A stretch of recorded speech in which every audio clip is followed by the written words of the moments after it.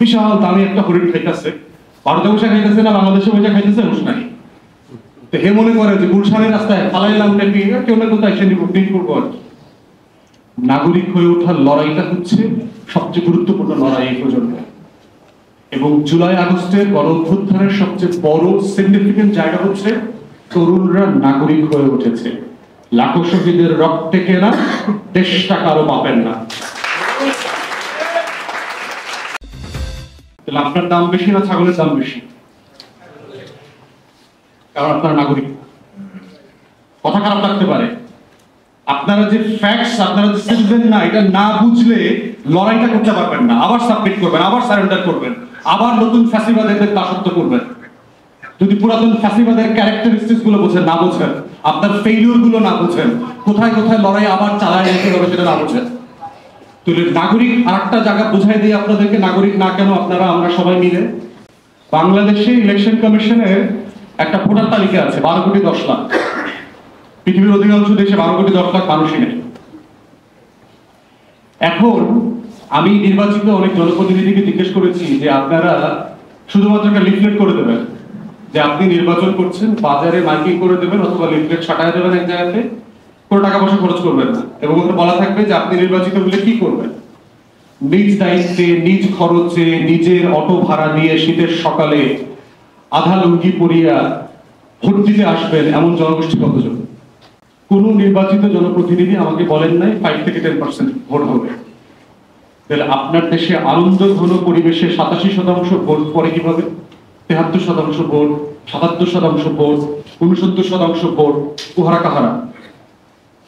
আপনার দেশে কুদ্দুস বয়াতিকে দিয়ে, মমতাজকে দিয়ে গানের কনসার্ট করাইতে হয় না নির্বাচনের সময়? কেন?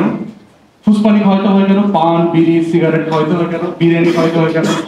অটো পাঠাইতে হয় কেন? অটোতে আনতে হয় কেন? অটোতে নিতে হয় কেন? নাগরিক হলে তো আপনাকে নিতে না পাওয়ার কথা না তো। যদি কেউ নাগরিক হয়, তাকে সে আরেকজনের টাকায় পাঠানো অটোতে এসে ভোট দেবে, এটা কি তার জন্য সম্মানজনক? লজ্জাজনক না? বিড়ি খায়া, মানে পান খায়া ভোট দেওয়া কি ধরনের, কোন লেভেলের একটা প্রিমরাল লেভেলে আমরা জনপদে বাস করছি? কেমব্রিজ পড়ছেন না আপনারা ছাত্ররা? গুহা যুগে পড়ছেন না যে আপনাদের ব্রেইন ফাংশন করতো না, এরকম ছিল? তাহলে যেই জনপদের অধিকাংশ জনগোষ্ঠীকে নুসরাত ফাতে আলী খানের মতো, নুরা ফাতির নাচ দেখায়া, শাহরুখের গান গাওয়ায়া, মমতাজের লালায়া দিয়া, কুদ্দুস বয়াতির চুল দিয়া টাইকা টাইকা ভোটে আনতে হয়, ইলেকশন কি আনন্দ ঘন পরিবেশে হয়?